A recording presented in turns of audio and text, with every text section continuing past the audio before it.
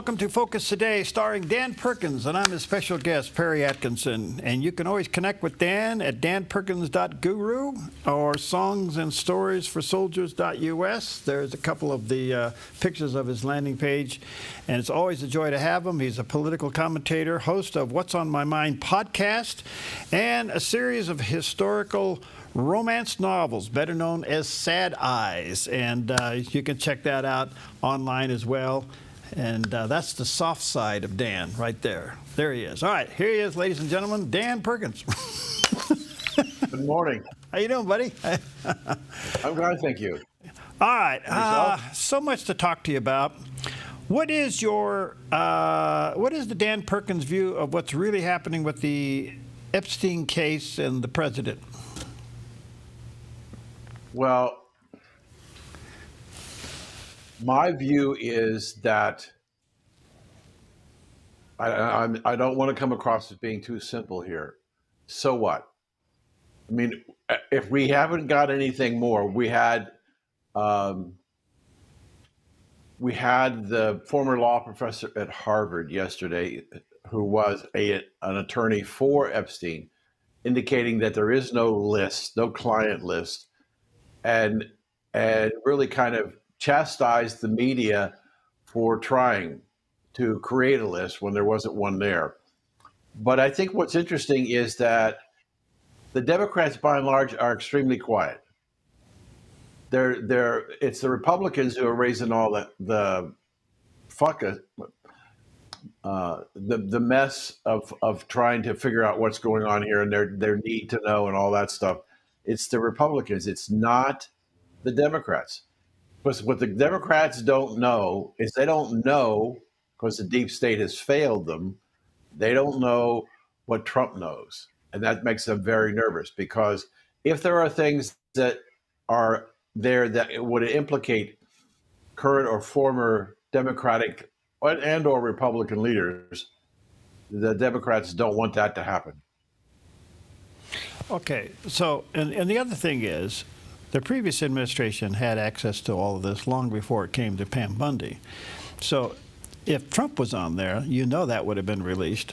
So that hasn't happened. Alan Dershowitz went on to say not only what you're saying, but also he indicated that there's A, no list, B, the redacting of the files is a court issue, not a Department of Justice issue. So I don't know how, I don't really know how that all works. And then he did say this late yesterday, Alan Dershowitz did, that he feels, yes, Epstein did commit suicide, but possibly with the aid of the prison guards, because no one was standing around, the camera was turned off, et cetera, et cetera. We can. You say you got a lot of things to talk about, and that's fine. Just let me suggest. Yeah. Which is more important, whether or not Russia is going to come to the table to discuss peace, or we're going to have war, or Epstein? I mean, come on, let's deal with the reality here. Okay, got it. Way too much press time when we got more serious problems throughout the world to deal with. Okay, well said. So let me ask you this: is the pleading the fifth by previous members of the administration on the auto pin a story? Perry, I wrote a story, and I broke it on your show when we found out that the auto pen was used. And I said to you, and I said in writing, I still believe it, that this may well be the corruption of the century. This problem is not going to go away. When the chief of staff admitted before Congress last week that on the controversial pardons of Fauci and Milley and his family and other people, the chief of staff was the one who ordered it to be printed. It wasn't Biden. Well, the law is very clear. The Constitution is very clear. Only the president has the right to grant the pardon, and he has a responsibility under the Constitution to review every case, and he cannot delegate that to another third party, period. So I think that this, I wrote it then, and I've written several more papers on it. This is a very big issue of what happened at the power of the deep state, and it needs to stop. We've never seen a presidential pardon rescinded. Are we about to? Yes, I think many of them, perhaps thousands of them. Now, the one pardon, the only, as far as we know, the only pardon that Joe Biden physically signed with pen and ink is the pardon for Hunter. Right. All of the rest were done on the auto pen. And I think more and more information, the fact that these people, some of these people are taking the Fifth Amendment, somebody's going to crack. And when you have the former chief of staff saying he ordered the pardons for Fauci and Milley and others, not the president, and he instructed the person to use the pen, we have a violation of the Constitution. And we have to make sure that the Constitution is followed. And the only way to do that is that somebody's going to have to bring a case against the pardon office and the White House and the president, saying that the law of the Constitution was violated, and these pardons that were done by the auto pen, not investigated by Biden himself, have to be voided. Didn't that happen yesterday when Senator Rand Paul addressed or made a request to the Department of Justice to file criminal charges against Dr. Fauci? Yeah, the idea here is that his pardon was one of the last ones pardoned, and as I said earlier, the former chief of staff admitted before Congress that he ordered the pardon to be issued and the auto pen to be used, and he was very explicit about it. I told them to do it. He can't do that, Perry. Yeah. And so what's happening with Rand Paul is he sees an opening that says, wait a minute, only the pardon can be granted by the President of the United States, must be reviewed and signed off. Those policies of the Constitution were not followed. He's claiming that the pardon is null and void. And I think he's got a great case. So who's the final arbiter on this? Does this go all the way to the Supreme Court? Absolutely. It's that important an issue, that significant an issue. And I know a lot of people, I mean, I've been on that horse now since the very beginning. It's not possible, if you study the history of the number of pardons that Joe Biden had given prior to April of 2024, there were several hundred over the 3 years. But between April of 2024 and the 19th of January 2025, he would have had to, because the pardon office said that they submitted 15,000 pardons for review. Now, that's only the pardons that came into the pardon office. We have no idea of how many pardons were sent directly to the White House and to the president for review. There's no way in that Joe Biden had the time in the remaining period of time he was president to review 15,000 or more pardons on a just basis and make a determination. He turned it over. As he said, he put it in categories. He may have put it in categories, but he has the constitutional responsibility to review. He didn't do his job. It's a crime in a sense, because he didn't use the powers that were granted to him by the Constitution and the Founding Fathers in the appropriate and proper way. So those pardons have to be rescinded. So, Dan, what is gained if, in fact, the committee subpoenas the former president and the former first lady to testify? What is gained by this? Isn't that case mainly over his cognitive abilities, or is that case over these pardons? Well, the case will be that because of his mental capacity or lack thereof, it was not possible for him to review at least 15,000 pardons in the 8 months remaining he had as president. There wasn't physically enough time to do justice to try at least go through 15,000 pardons. The point is that if we have the president of the United States, it's going to be, I think he will be called by Congress to testify because it really is, and I don't want to mislead anybody. It's not so much about the fact that the pardons were false, is that the deep state took over the pardoning process away from the president, and he did nothing about it. He couldn't do anything about it because he was not mentally competent to do it. But we had the usurpation of powers under the Constitution taken over by non-elected officials in the deep state. That's the problem. Didn't he say in an interview, and I think it was with the New York Times, I don't know all the people I pardoned. Did he admit to this? Yeah, absolutely. He did say that. He did say that. And the cabal, the 5 people who surrounded him and protected him, were absolutely outraged that he did the interview because they don't want him talking because nobody can predict, including himself, what's going to come out of his mouth and what he's going to say. Okay. And yes, he did say that. Just more to me. That's as an author and a commentator, that's more important than Epstein. I understand that. So one other question on this. I realize there's some high-profile people on the pardon list. Probably the highest one will be Dr. Fauci, and I understand yes. that. But there's a lot of people on that list that were given pardons, criminals. Are they rounded up and put back in jail? Could be. Could be. Oh, okay. I mean, if the pardon released them from jail and the pardon is rescinded because it was illegal, the marshals are going to come knocking on the door. We've never seen this, have we? I have never seen a presidential pardon rescinded. But we've never seen in the history of presidential pardons, and even with the implementation of the auto pen, we have never seen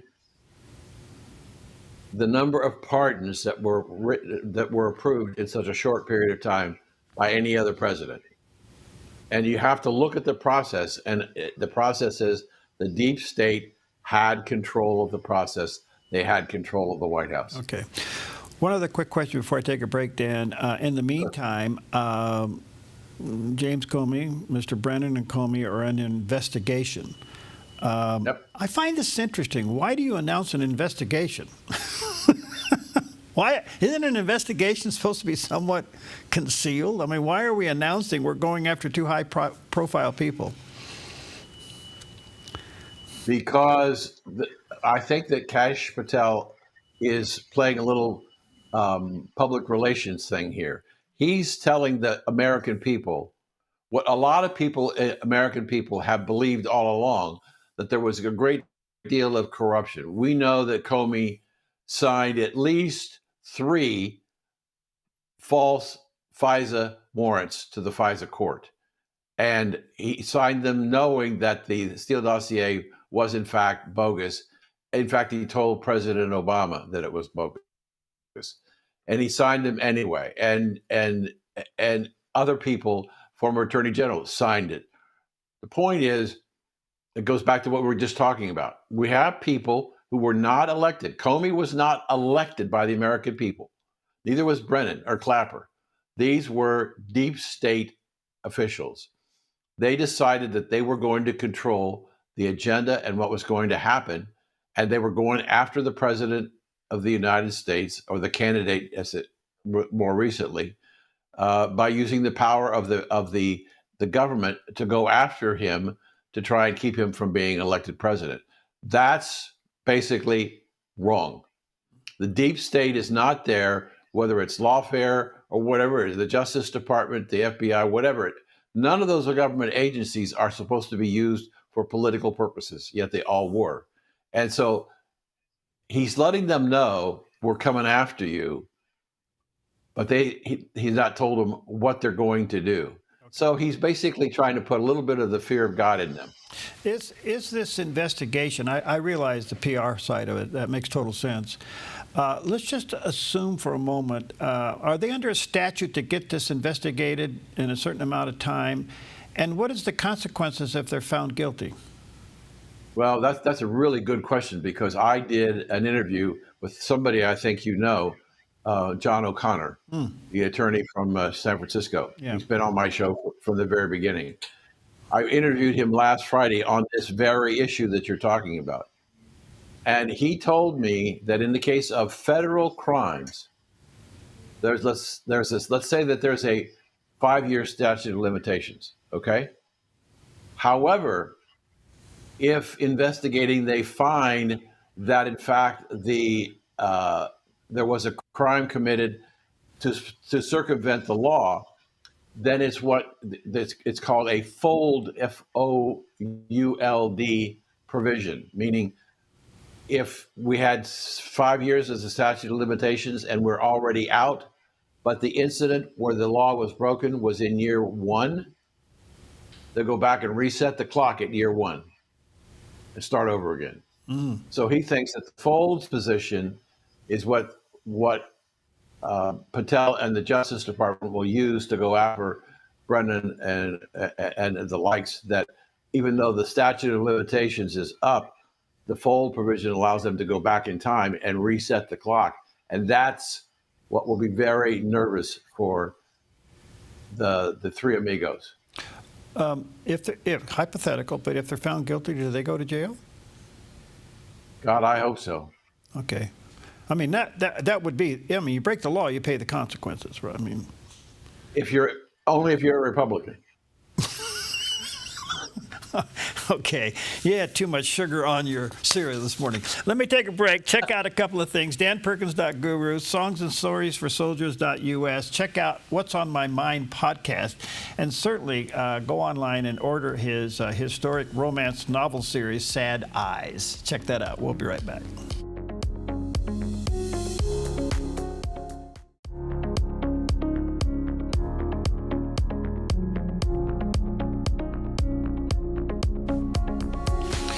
Welcome back. Always an honor to have with us Dan Perkins. Dan is a political commentator, host of What's on My Mind podcast. He's also an author of an interesting series. It's a historical romantic series called Sad Eyes. There's the picture of the cover there.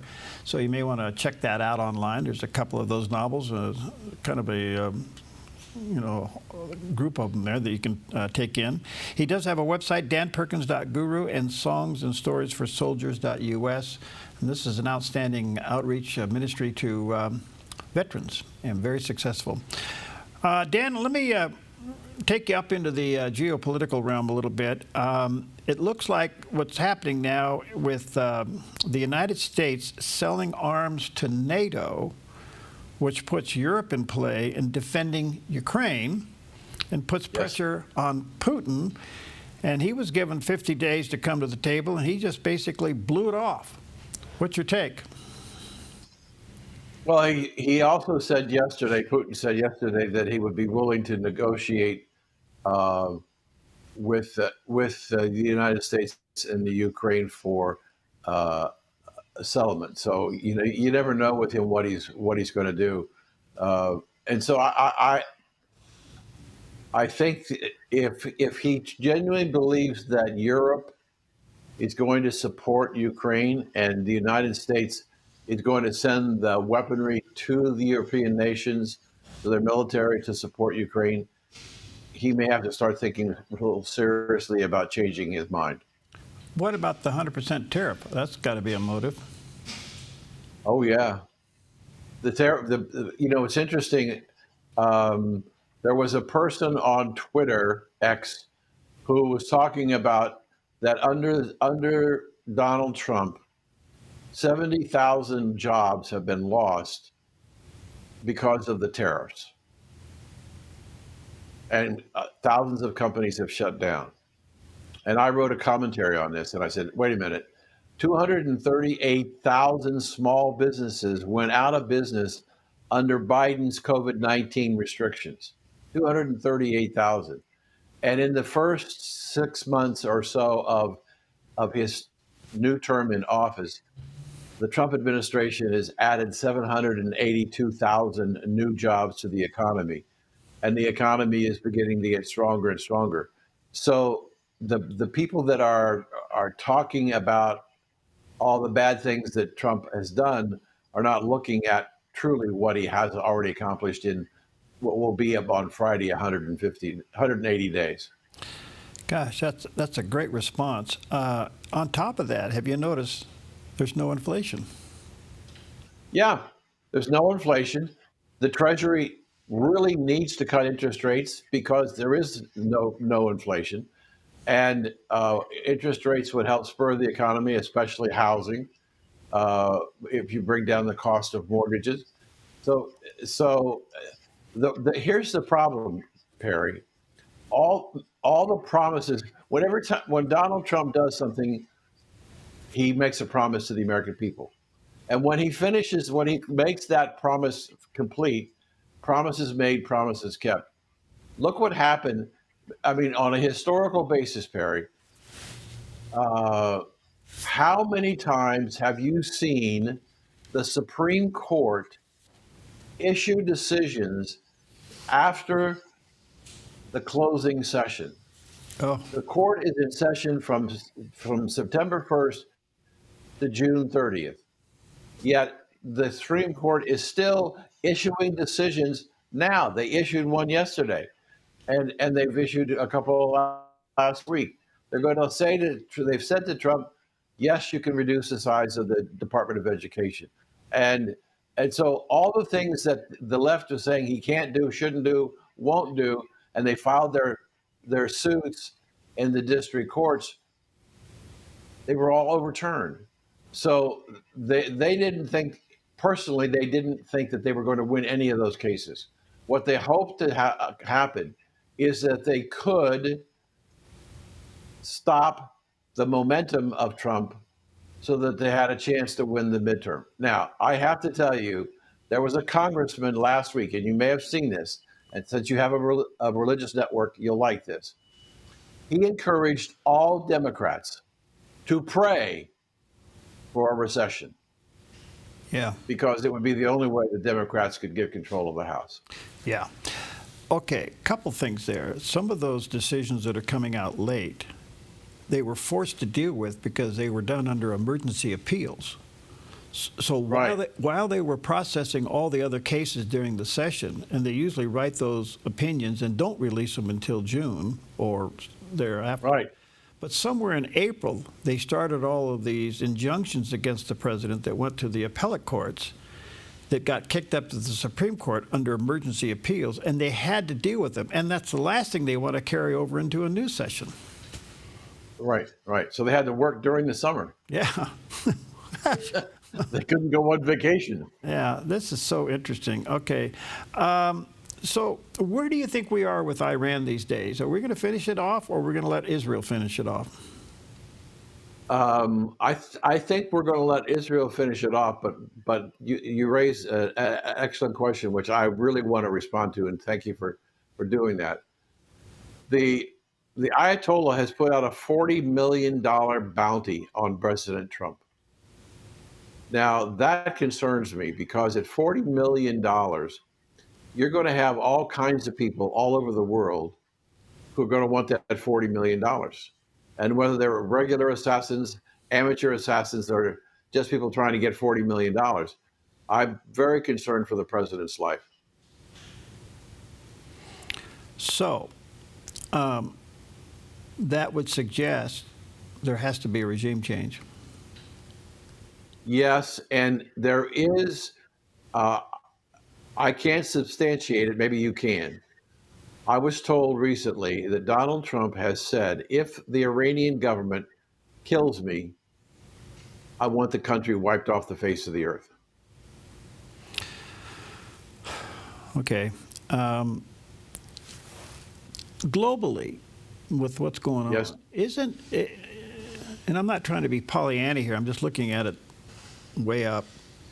At the end of the day, what's going on here, you're seeing a couple of things. You're seeing China, Russia, and Iran almost by the moment being weakened.